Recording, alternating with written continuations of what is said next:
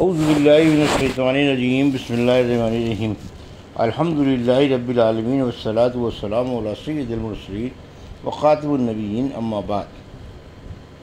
صحیح بخاری باب کتاب التفسیر، حدیث نمبر 4794، اردو ترجمہ۔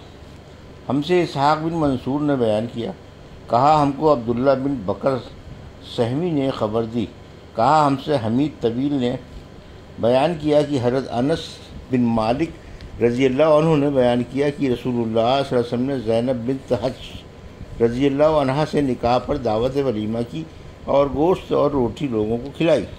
پھر آپ امہات المومنین کے حجروں کی طرف گئے، جیسا کہ آپ کا معمول تھا کہ نکاح کی صبح کو آپ جایا کرتے تھے۔ آپ انہیں سلام کرتے اور ان کے حق میں دعا کرتے، اور امہات المومنین بھی آپ کو سلام کرتی اور آپ کے لیے دعا کرتی۔ امہات المومنین کے حجروں سے جب آپ اپنے حجرے میں واپس تشریف لائے تو آپ نے دیکھا کہ دو آدمی آپس میں گفتگو کر رہے ہیں۔ جب آپ نے انہیں بیٹھے ہوئے دیکھا تو پھر آپ حجرے سے نکل گئے۔ ان دونوں نے جب دیکھا کہ اللہ کے نبی اپنے حجرے سے واپس چلے گئے ہیں تو بڑی جلدی وہ اٹھ کر باہر نکل گئے۔ مجھے یاد نہیں کہ میں نے آن صلی اللہ علیہ وسلم کو ان کے چلے جانے کی اطلاع دی یا کسی اور نے۔ پھر آن صلی اللہ علیہ وسلم واپس آئے اور گھر میں آتے ہی دروازے کا پردہ گرا لیا اور آیت حجاب نازل ہوئی۔ اور سعید ابن ابی مریم نے بیان کیا کہ ہم کو یحییٰ بن کثیر نے خبر دی، کہا مجھ سے حمید طویل نے بیان کیا اور انہوں نے حضرت انس رضی اللہ عنہ سے سنا، انہوں نے نبی کریم صلی اللہ علیہ وسلم سے نقل کیا۔ حدیث نمبر 4795، اردو ترجمہ۔ ہم سے زکریا بن یحییٰ نے بیان کیا، کہا ہم سے ابو اسامہ نے بیان کیا، ان سے حشام نے، ان سے ان کے والد نے، اور ان سے عائشہ رضی اللہ عنہا نے بیان کیا کہ ام المومنین سودا رضی اللہ عنہا پردے کا حکم نازل ہونے کے بعد قضاء حاجت کے لیے نکلی۔ وہ بہت بھاری بھرکم تھی، جو انہیں جانتا تھا اس سے وہ پوشیدہ نہیں رہ سکتی تھی۔ راستے میں عمر بن خطاب رضی اللہ عنہ نے انہیں دیکھ لیا اور کہا کہ اے سودا، ہاں خدا کی قسم آپ ہم سے اپنے آپ کو نہیں چھپا سکتی، دیکھیے تو آپ کس طرح باہر نکلی ہیں۔ بیان کیا کہ سودا رضی اللہ عنہ الٹے پاؤں وہاں سے واپس آ گئیں۔ رسول اللہ صلی اللہ علیہ وسلم اس وقت میرے حجرے میں تشریف رکھتے تھے اور رات کا کھانا کھا رہے تھے۔ آن صلی اللہ علیہ وسلم کے ہاتھ میں اس وقت گوشت کی ایک ہڈی تھی۔ سودا رضی اللہ عنہ نے داخل ہوتے ہی کہا، یا رسول اللہ، میں قضاء حاجت کے لیے نکلی تھی تو عمر رضی اللہ عنہ نے مجھ سے باتیں کی۔ بیان کیا کہ آپ پر وحی کا نزول شروع ہو گیا اور تھوڑی دیر بعد یہ کیفیت ختم ہوئی۔ ہڈی اب بھی آپ کے ہاتھ میں تھی، آپ نے اسے رکھا نہیں تھا۔ پھر آن صلی اللہ علیہ وسلم نے فرمایا کہ تمہیں اللہ کی طرف سے قضاء حاجت کے لیے باہر جانے کی اجازت دے دی گئی ہے۔ حدیث نمبر 4796، اردو ترجمہ۔ اللہ تعالیٰ کا ارشاد، اے مسلمانوں، اگر تم کسی چیز کو ظاہر کرو گے یا اسے دل میں پوشیدہ رکھو گے تو اللہ ہر چیز کو خوب جانتا ہے۔ ان رسولوں کی بیویوں پر کوئی گناہ نہیں، سامنے آنے میں اپنے باپوں کے اور اپنے بیٹوں کے اور اپنے بھائیوں کے اور اپنے بھانجوں کے، اور اللہ سے ڈرتی رہو، بے شک اللہ ہر چیز پر اپنے علم کے لحاظ سے موجود اور دیکھنے والا ہے۔ ہم سے ابو الیمان نے بیان کیا، کہا ہم کو شعیب نے خبر دی، انہیں زہری نے، ان سے عروہ بن زبیر نے بیان کیا، ان سے حضرت عائشہ رضی اللہ عنہا نے بیان کیا کہ پردے کا حکم نازل ہونے کے بعد ابو القیس کے بھائی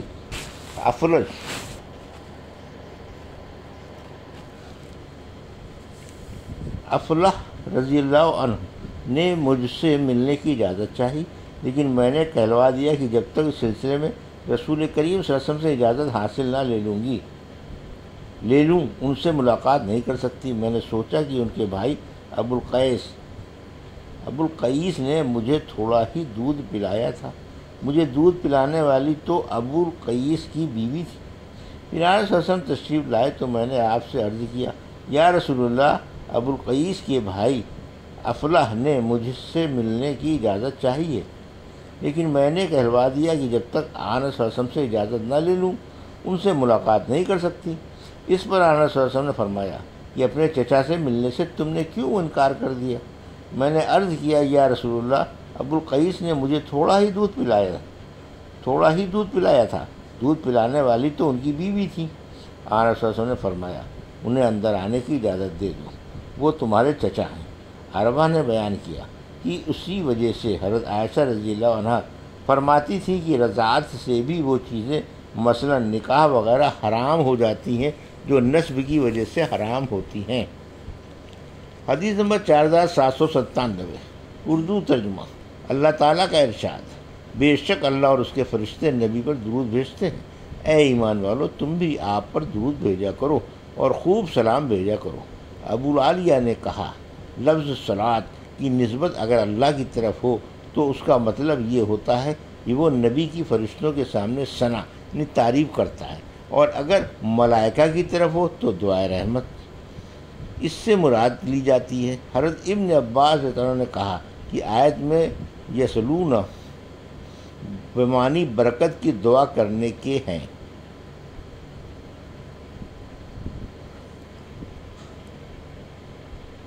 لنغر جن کا ای لنستن کا یعنی ہم تجھ کو ضرور ان پر مسلط کر دیں گے۔ مجھ سے سعید بن یحییٰ نے بیان کیا، کہا مجھ سے میرے والد نے بیان کیا، کہا ہم سے مسعر نے بیان کیا، ان سے حکم نے، ان سے ابن ابی لیلہ نے، اور ان سے حضرت کعب بن عجرہ رضی اللہ عنہ نے کی عرض کیا گیا یا رسول اللہ، آپ پر سلام کا طریقہ تو ہمیں معلوم ہو گیا، لیکن آپ پر صلاۃ کا کیا طریقہ ہے؟ آپ صلی اللہ علیہ وسلم نے فرمایا کہ یوں پڑھا کرو،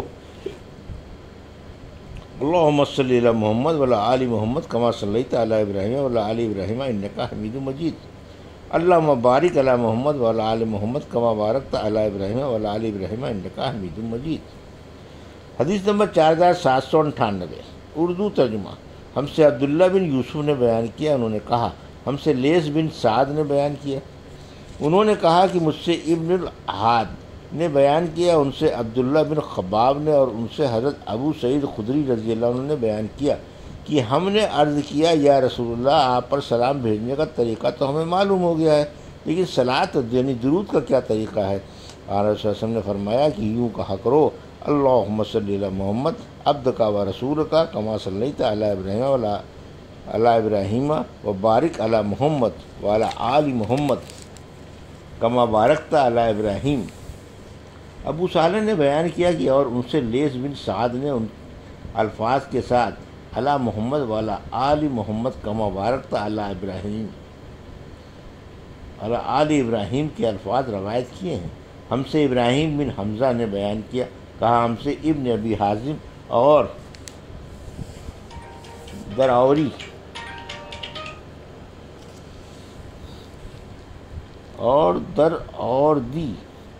نے بیان کیا، اور ان سے یزید نے، اور انہوں نے اس طرح بیان کیا کہ کما صلیت علی ابراہیم وبارک علی محمد وعلی آل محمد کما بارکت علی ابراہیم وعلی آل ابراہیم۔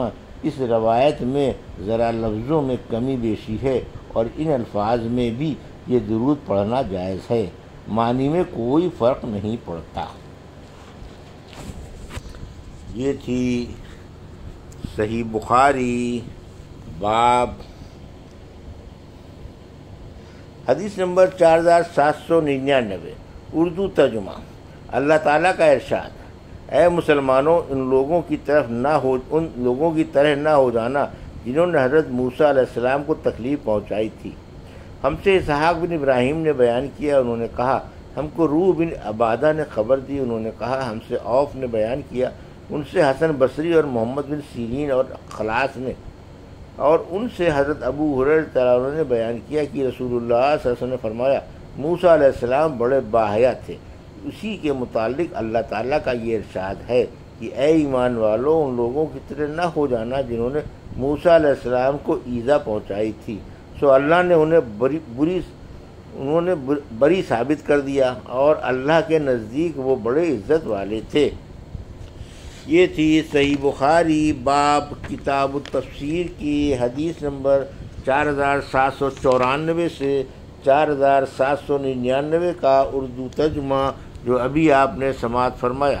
اللہ سے دعا ہے کہ اللہ ہمیں حدیثوں کی صحیح سمجھ عطا فرما اور ان پر عمل کرنے کی توفیق عطا فرما، آمین یا رب العالمین۔